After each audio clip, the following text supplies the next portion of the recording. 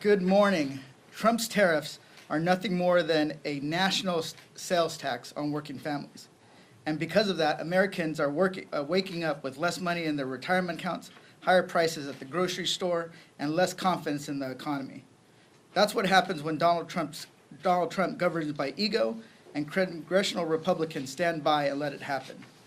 These tariffs aren't part of any real economic strategy. They're just plain dumb because they hurt working families and there's no plan behind them.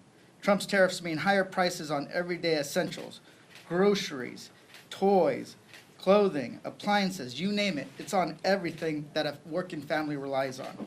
In LA, we're still recovering from the devastating wildfires and facing a deepening housing crisis. And you'll hear from my colleagues today, and they will share how these tariffs are hurting families in their own communities. Trump's tariffs will also make it more expensive to build and repair homes. Family-owned businesses, bakeries, and neighborhood markets will also take a hit. Rising food and supply costs will force small businesses to raise prices on consumers who are already struggling to get by. Even the toys we buy for our kids, many made outside of the United States, will cost more under Trump's plan.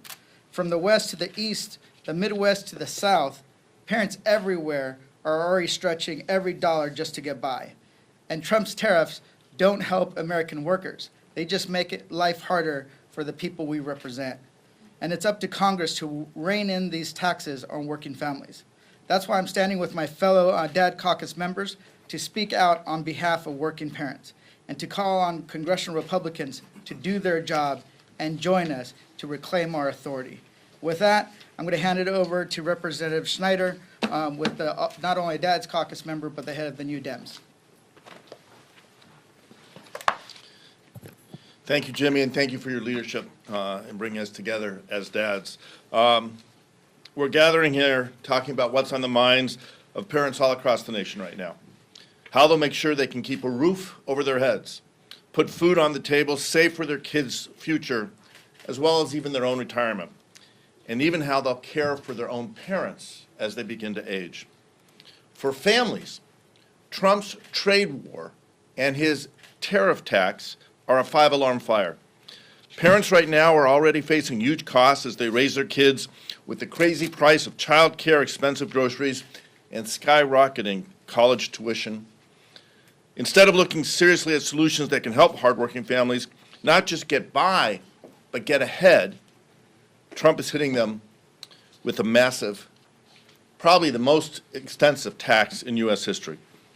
The Yale Budget Lab estimates that Trump's tariffs will cost the average American family $3,800, almost $4,000. For many families, that's more than they make in an entire month. That's money they're relying on to pay for school supplies, lunches, daycare, birthday presents, afternoon snacks, and maybe even a trip to see their grandparents. Many of us up here right now know it's expensive to raise a kid. Well, Trump's tariff tax is going to make it much more expensive to raise those children. Toys, car seats, cribs, onesies, baby shoes, high chairs, everything you see on this table, we can expect to see the prices rise for all of the essential and already expensive goods. Diapers, we all know infants go through 7 to 10 diapers in a day. Trump just added a tax, a daily tax on diapers. American families deserve relief, but instead they're heading to the store in a panic to stock up on these supplies before the prices go up. Our Republican colleagues here in the House could put a stop to this today. They could stop it tomorrow. They could stand up and confront their president from unilaterally setting fire to our economy and creating what is certainly likely to be a self-inflicted recession. I join my colleagues in calling on Speaker Johnson to bring legislation to the floor that restores Congress's authority, constitutionally mandated trade authority, and puts the people back in the driver's seat. And it's now my privilege to turn over to my colleague, Representative Figures.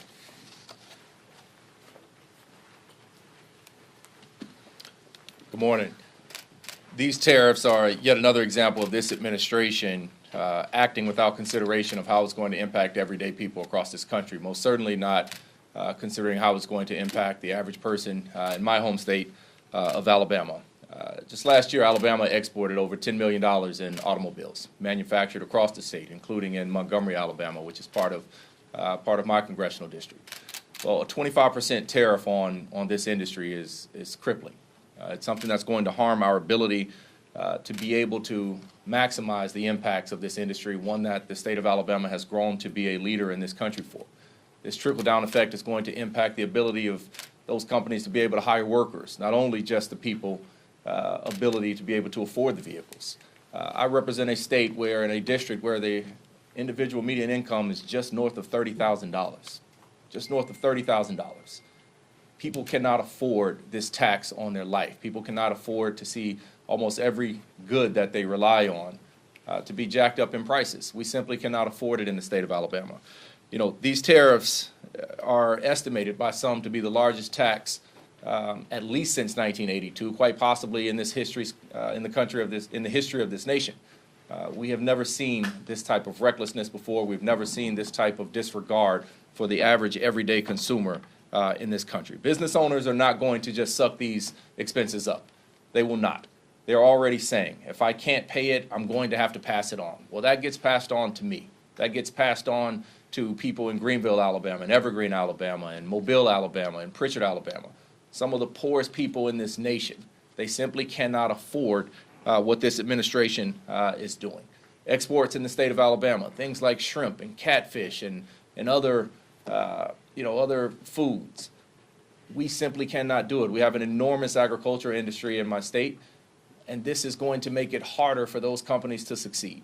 And it's going to make it harder for people to get by every single day. And this is at a time where we are seeing this administration and our Republican colleagues, at the same time they're raising prices on Americans, they are seeking to take benefits away from the most needy Americans.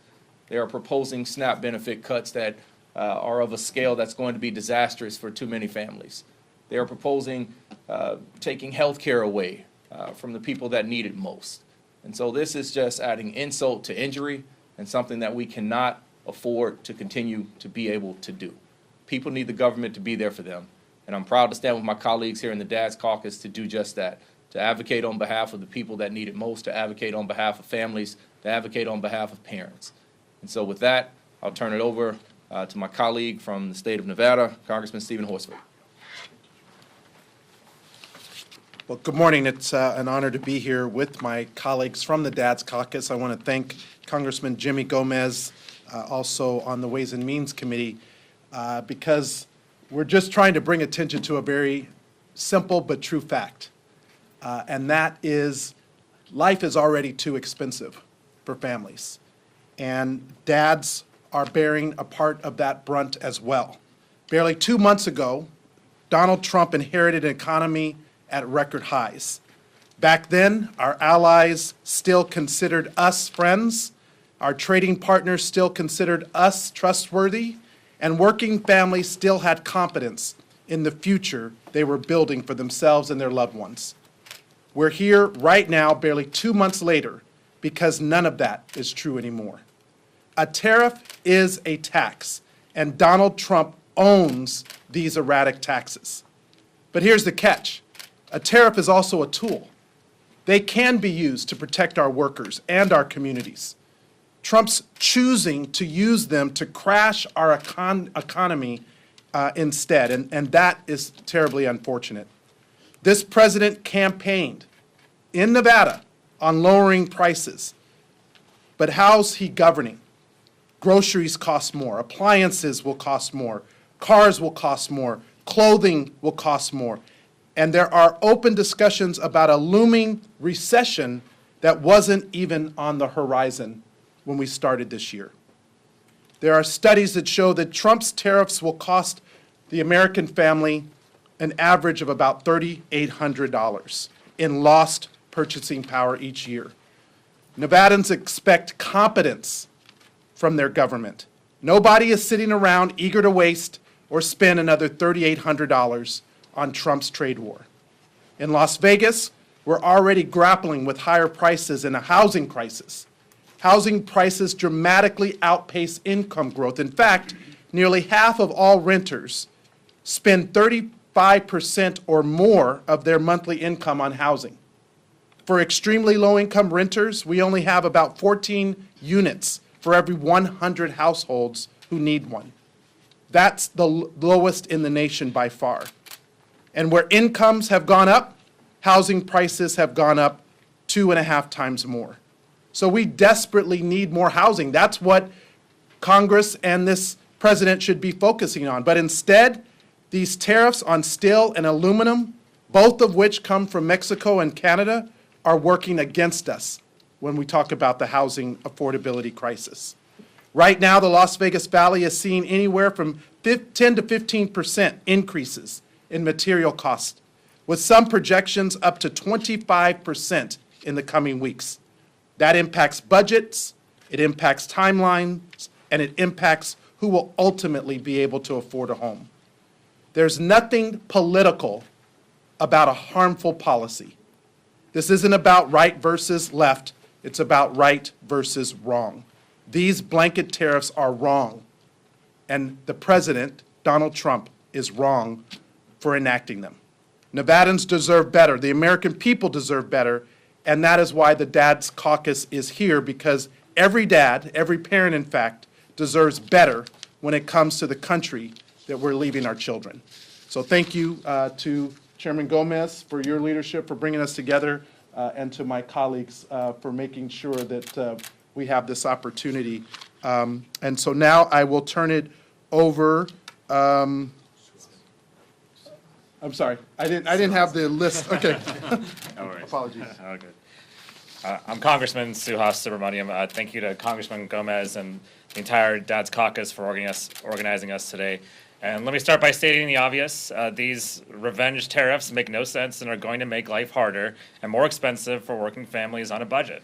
I'm a dad with 2 daughters, and hundreds of thousands of families across Virginia, like mine, are going to feel the devastating effects of these tariffs. Prices are up at the grocery store already, prices are up at the pharmacy, and prices are up at department stores. And my girls keep growing. It feels like they need new clothes every 2 months, and it gets expensive. But these tariffs are the largest peacetime tax increase in history. And who bears the brunt of this? It's the parents, it's the working moms and dads, and it's the families already stretched thin, barely making rent and putting food on the table. And many of those moms and dads own small businesses as well. Businesses like Mom's Apple Pie, a popular bakery in Loudoun County. And you know what ingredients and supplies are critical for bakeries to succeed? Eggs, aluminum foil. All these supplies are becoming increasingly expensive because of the president's actions. And it's not just Mom's Apple Pie. I've spoken to businesses across Virginia that are starting to lay off employees and increase prices on their customers because this administration has made it harder and more expensive to do business. These tariffs do not liberate anyone from anything but the money in their bank accounts. And we need to stop making the cost of living higher for families who are already struggling. So I ask my colleagues to join us in our fight for policies that put our children, families, and family-owned small businesses first. So let's push policies and that actually are pro-business and are actually pro-family, not these tariffs. Thank you. And I hand it over to Congressman Derek Tran. Hi, good morning. I'm proud to be here with my fellow Dad Caucus members standing up for working families. I myself am a father of 3 young children under 9, and we are extremely worried about these Trump taxes. President Trump tariffs are just another example of the fact that this administration seems to have only one tool in their toolbox, a sledgehammer. Instead of fixing our schools, they dismantled the Department of Education. Instead of delivering better health care, they cut funding for Medicaid. And now, instead of investing in American industry, they impose reckless tariffs that will slow production and raise prices. Companies now face raising costs for parts and materials, making it harder to compete and forcing them to cut jobs or increase prices. Our national security industry, which employs thousands of people in and around my district in California, will be badly hurt. Tariffs on foreign parts are driving up production costs for crucial security systems, hurting our military readiness. If our leadership in defense technology lapses, America will leave our allies out in the cold, while authoritarian regimes gain more power. The facts are very clear. These reckless tariffs mean that Americans will face higher prices, fewer jobs, and a world that is less safe. I welcome my Republican colleagues to work with us to adopt a better policy that actually strengthens our economy and make Americans safer and more prosperous. Thank you so much. Thank you, Derek. And one of the things I want to kind of highlight is some products that are mostly made outside the U.S. As a new dad of a toddler who's 2.5, 99% of all shoes are made outside the United States. On average, a kid, I didn't realize this, they grow out of their shoes so fast that you're constantly replacing them. So an average family will spend about $30 on a pair of shoes. If you go and you try to find like less expensive shoes, maybe you can get down to $15. But over a period of from age 1 to age 5, a family is spending anywhere from $300 to $800 on just shoes alone. Think about that, shoes alone during that 5-year period. That's for one kid. Samari and Derek each have 3 kids apiece, so just times that by 3. Growing up, we didn't have much. We do also, in my district, we do car seat giveaways because this is with nonprofits there because they know that car seats are very expensive. Almost all car seats are made outside the United States. So if we really start looking at how these tariffs are going to impact families with young kids, with the ones that keep growing and need to get their shoes replaced, get diapers every day. A diaper box, $45, right? And that's when you get 2 or 3 of those a month. So it's just going to get more and more expensive, and that's why we're here to talk about it. Also, coffee. Man, parents are going to be very cranky if they don't get their morning coffee.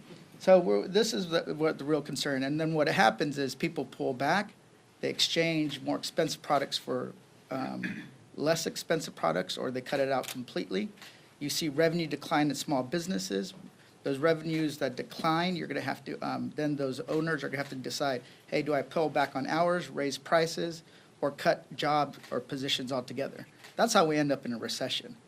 And that's why we're here to really kind of emphasize that, because it's going to fall mainly disproportionately on people on the lower end of the economic ladder. So with that, if there's any questions to any member, go ahead. To Congressman Horsford specifically, your district and your state relies very heavily on tourism, especially around the Las Vegas area. I was wondering if you could talk about what the recession back in the early 2000s looked like for a state that relies so heavily on tourism.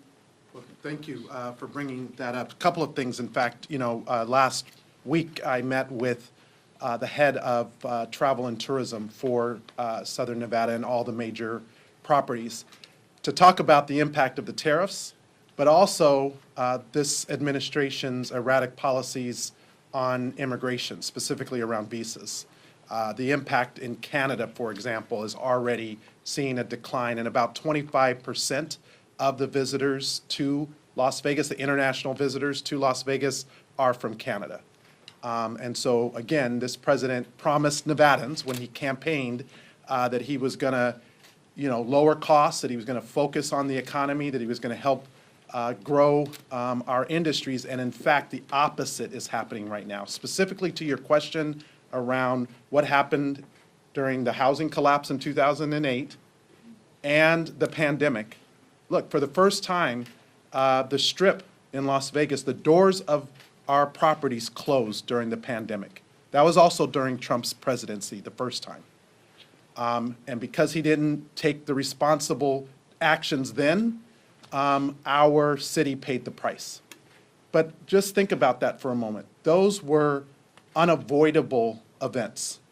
This is a choice. This president decided, apparently with not a lot of advisors around him, to enact these erratic tariffs, misrepresent the trade war with certain countries, including our closest trading partners, Mexico and Canada. And because of that, Americans are going to pay the price. So yes, we are extremely concerned about how this will affect travel and tourism at a time when we thought we were back after the pandemic. I talk to hospitality workers all the time. So now they are worried if we go into a recession, will people stop traveling? And our city is known to be a place where people go even when there is a recession, but not if they can't afford basics like diapers, shoes for their kids, the basics. If they don't have that, there's no trip to Las Vegas. Thanks, Mr. Gomez.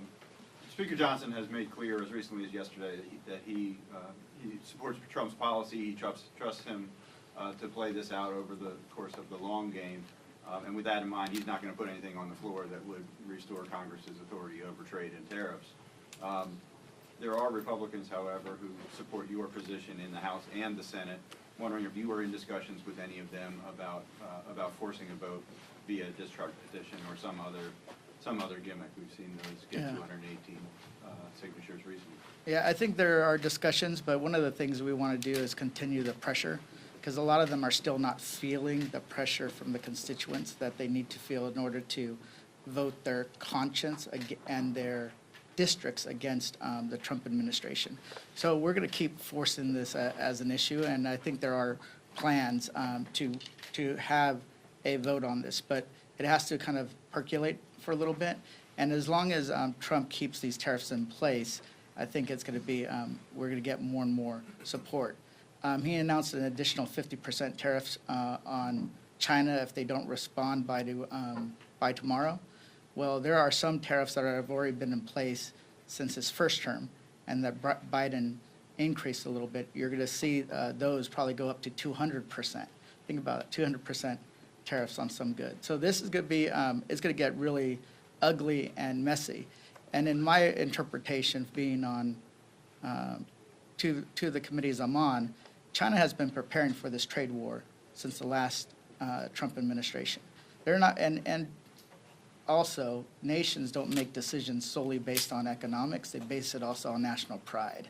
So people don't like to be bullied. Even our neighbors from the north don't like to be bullied. So we're going to keep up the pressure on the Republicans to get more. Because right now, I'm pretty sure if one of them speaks up, it's for political purposes, and they'll get slapped back into place by Trump or Elon Musk pretty quickly. So there's a safety in numbers, so it can't be one or two. It has to be at least a dozen for them to hold strong. Do you want to add something? Thank you. So Representative Gomez and I serve on Ways and Means, which has jurisdiction over trade. And it is not in a recent event that Congress ceded its authority to the administration on trade. It's something that's been happening across time, but it's something we need to bring back. Our biggest challenge is that for the Republicans, they seem to believe that they serve at the pleasure of the president, that as long as they have Trump's trust, they have their office, forgetting that we serve at the pleasure of our constituents, the people who sent us here representing each of our districts. And as they look at the impact that these tariffs are having back at home, whether it is a rural community, farmers who depend on access to global markets to make ends meet, to cover their costs and achieve a little bit of a profit, or it's in urban communities where you're going to see factories shut down or already seeing layoffs in places like Stellantis announced a 900 person layoff. The pain is real, and it's only going to get worse. You look at the list of the products sitting on this table, every one of them is going to be more expensive. My coffee subscription, I got the email yesterday, went up not a little bit, went up 18%. All right, so someone mentioned that if you take away a parent's coffee, they're going to be cranky. I think everyone's going to be cranky as they see those prices rise.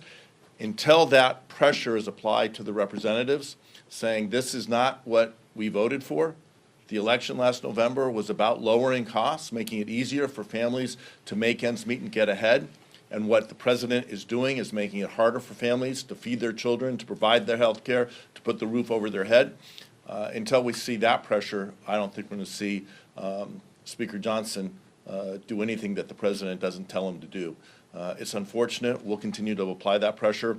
We need Congress to retake its authority defined in the Constitution, and put us on a track that grows our economy, creates opportunities for the workers of the nation, but does in a way that gives us a chance to access markets around the world. Anybody? A quick follow. As you mentioned, the effects have been pretty immediate. So how long do you anticipate that the pressure will take to build? Are we talking days, weeks, months? Well, we are, I think it's, the way it's going, it's probably going to take, a few weeks. But I think a lot of these members are going back to their districts next week. And I think that people are going to get an earful about these tariffs. And also, there are individuals that are on the right that we disagree with them on almost every issue, from the guy from Barstool Sports to some of these really conservative commentators that were there for Trump and the Republicans and the MAGA movement. Now they're saying this is insane, right? They're not saying they're going to vote Democratic, but the more and more they're kind of bringing this up, maybe it will cause some of these Republicans to flip. People have to remember that the people we need to win over don't necessarily watch our cable shows, read our newspapers, go listen to our podcasts. So we have to go to them, but at the same time, when these figures in that right-wing blogosphere, alternative media start kind of turning on Trump, I think that's going to cause what the movement we need. Anything? Markets just opened up about 300 points up from where it closed yesterday. What's your initial reaction?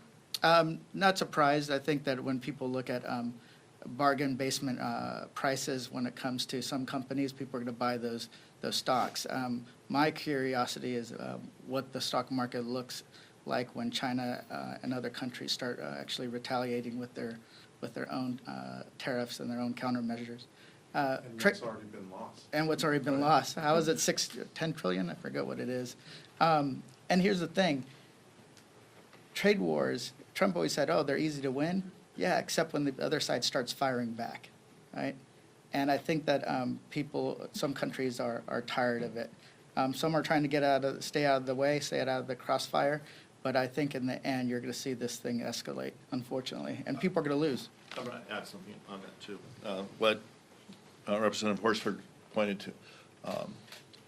We had a healthy economy at the end of 2024.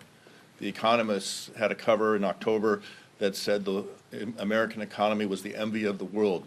We had lifted the entire global economy out of the doldrums from the pandemic. And the decisions that President Trump has made has taken a bull market that has been sustained over time, and in a matter of days turned it into a bear. As of yesterday, the NASDAQ, the S&P, and the Dow were all in bear territory. So what we're seeing is a pause. I think what you see the market doing is looking to see what is the next step. Is the president, the question everyone's asking is, are these tariffs permanent? Are they a negotiating tactic? The more increasingly apparent that the president sees these as permanent, as something that's going to be in our future, I think you're going to see that we stay in that bear territory. As companies have to make the hard decisions, are they going to invest in a new piece of equipment or a new line? Are they going to hire new people? Or are they going to have to hunker down because of the president's what I'll call irrational and capricious tariffs? I think you're going to see the economy in for a long run. So my hope is the president is convinced to change course, that Congress takes action and takes its responsibility back, and we can get the economy moving forward in a constructive way. And the stock market isn't the only economic indicator, right? So what else are they looking at? There was a surveys by Moody's that said that there was more negative sentiment from corporations that the economy was going to get into a recession. That was the first time in years that's been the case, more negative than positive. Consumer confidence is down, right? So banks have just issued warnings. I think now we're at a 45% likelihood of a recession.